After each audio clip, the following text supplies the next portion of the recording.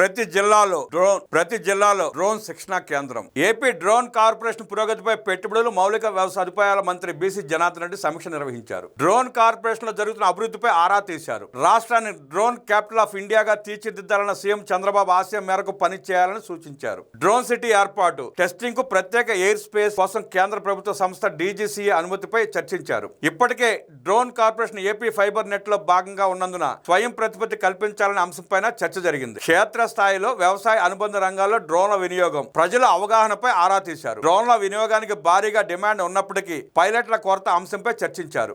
ఈ వేసవిలో ప్రతి జిల్లా కేంద్రంలో డ్రోన్ల శిక్షణా కేంద్రం ఏర్పాటు చేయాలని సూచించారు. వచ్చే ఖరీఫ్ సీజన్ కు పైలట్ సన్నద్ధం అయ్యేలా ప్రణాళికలు రచించుకోవాలని సూచించారు. ఐఐటి, పాలిటెక్నిక్ వంటి కళాశాలలో శిక్షణ ఇచ్చేందుకు సాంకేతిక నైపుణ్యతను ఉపయోగించుకోవాలని కోరారు. భవిష్యత్తులో పైలట్ శిక్షణకు ఉన్న డిమాండ్, ఆవశ్యకత ఆధారంగా వృత్తి నైపుణ్య కోర్సులు రూపొందించే అంశాలపై పరిశీలించాలని ఆదేశించారు. సీఎం ఆలోచనల మేరకు డ్వాక్రా సంఘాల మహిళలకు డ్రోన్ పైలట్లుగా శిక్షణ అందించే అంశాన్ని పరిశీలించాలని సూచించారు. ఈ సమీక్షలో AP drone corporation MD Sauriman Patel, AP drone corporation additional CEO Praveen Kumar, ఆ శాఖ ఉన్నతాధికారులు పాల్గొన్నారు.